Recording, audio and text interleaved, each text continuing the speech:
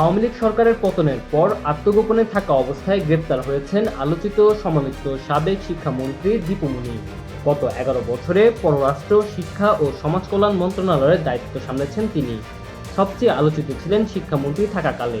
তার সময় শিক্ষা খাতে দুর্নীতির জাল ছড়িয়ে পড়ে সব স্তরে। ক্ষমতার অপব্যবহার করে দীপু মনি দেশের ৫টি বেসরকারি বিশ্ববিদ্যালয় কুক্ষিগত করেছেন বলে অভিযোগ রয়েছে। মাধ্যমিক স্কুলে শিক্ষক থেকে শুরু করে বিশ্ববিদ্যালয়ের ভিসি নিয়োগে সবকিছুতে ছিল তার হাত। বিশ্ববিদ্যালয়ের উপাচার্য নিয়োগের জন্য ২ কোটি এবং কলেজের অধ্যক্ষ নিয়োগের জন্য ৫০ লাখ টাকা ঘুষ নিতেন। তার সময় শিক্ষা খাতে ছিল এটি ওপেন সিক্রেট। দীপু মনি শিক্ষামন্ত্রী থাকাকালে তার ভাই টিপুর মাধ্যমে নিয়োগ বাণিজ্যের একটি বিশাল রাজত্ব কায়েম করেন। সবচেয়ে আলোচিত বিষয় ছিল সরকারি বিশ্ববিদ্যালয়ের ভিসি ও কলেজের অধ্যক্ষ নিয়োগের বিষয়টি।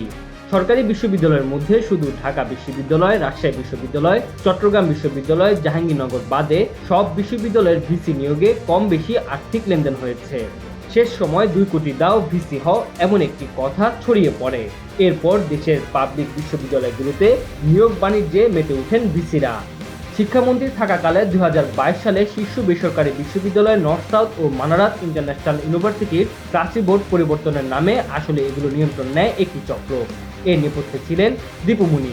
আওয়ামী লীগের মেয়র, ব্যবসায়ী, আমলা, শিক্ষাবিদদের নিয়ে নতুন করে গঠন করা হয় নর্থ সাউথ ও মানারাত ট্রাস্টি বোর্ড। নিজ জেলায় চাঁদপুর বিজ্ঞান ও প্রযুক্তি বিশ্ববিদ্যালয়ের জন্য শুধু জমি অধিগ্রহণে ৩৫৯ কোটি টাকার দুর্নীতির পায়তারা করেন দীপু মনি। বিশ্ববিদ্যালয় স্থাপনের জন্য ভূমি অধিগ্রহণের আগে সেখানকার ৬২ একর জমির মৌজা দরের চেয়ে ২০ গুণ বেশি দাম দেখিয়ে দলিল করে নেন তার নিকট আত্মীয়রা। নতুন শিক্ষাক্রম অনুযায়ী নোট গাইড বিক্রি নিষিদ্ধ হলেও সারা দেশে দেদারসে বিক্রি হচ্ছে এসব বই।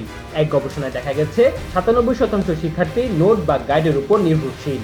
মুখে নোট গাইড বইয়ের বিরোধিতা করলেও দীপু মনি নোট গাইড বিক্রেতাদের কাছ থেকে নিয়মিত কমিশন নিতেন বলে অভিযোগ রয়েছে। এই কাজে তাকে সহায়তা করতেন একজন প্রকাশনীর মালিক। সেই প্রকাশনীর মালিকের বাড়ি চাঁদপুরে। ঢাকার এক নোট গাইড প্রকাশক জানান ৩ মাস পর পর অন্তত ২৫ কোটি টাকা কমিশন নিতেন দীপু মনি। Tanzil Hasan, MCTV, USA।